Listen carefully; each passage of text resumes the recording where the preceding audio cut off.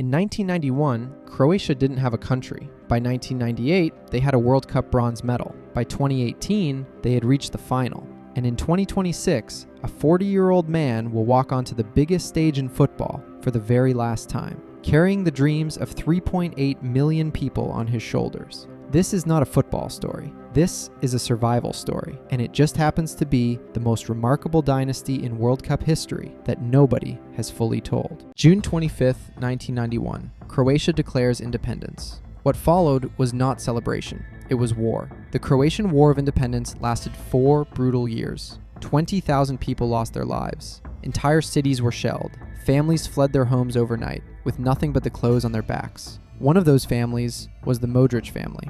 Luka Modrić was 6 years old when Serbian forces killed his grandfather outside their family home in a small village called Modrići. His family ran. They ended up in a hotel in the coastal city of Zadar, not as tourists, as refugees. That hotel would be Luka's home for years, and the lobby of that hotel, cold floors, echoing walls, is where he learned to play football.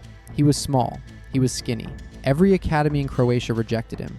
Too weak, too fragile, not built for the game. But here's what those academies didn't understand. Croatia wasn't building a team of giants. They couldn't. With a population smaller than Los Angeles, they had no choice but to build something different, something smarter. 1998, France. Croatia's very first World Cup. Nobody knew who they were. Nobody gave them a chance. They were a brand new country, playing their first ever tournament on the world's biggest stage. They finished third. Davor Šuker won the Golden Boot. They defeated Germany 3-0. A nation that had been at war just 3 years earlier was now standing on a World Cup podium. The scenes in Zagreb that summer were indescribable. Football had become something far bigger than sport. It had become proof. Proof that Croatia existed, that Croatia belonged, that Croatia could compete with anyone on earth. Russia. 2018. Croatia were outsiders, drawn in a group with Argentina, the same Argentina built around Lionel Messi, the greatest player on the planet. Croatia beat them 3-0. Messi invisible. Croatia ruthless. What followed was unlike anything in modern World Cup history.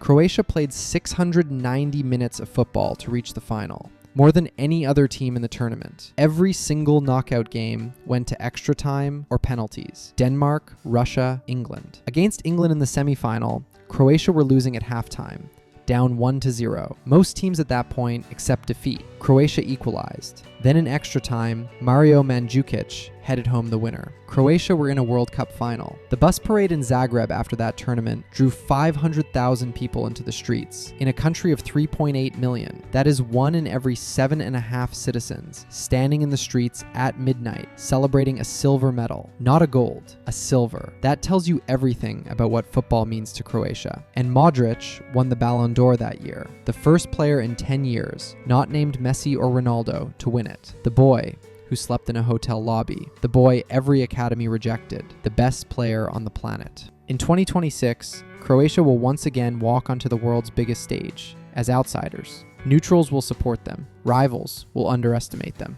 and somewhere in Zagreb, a nation of 3.8 million will hold its breath and believe. They always believe.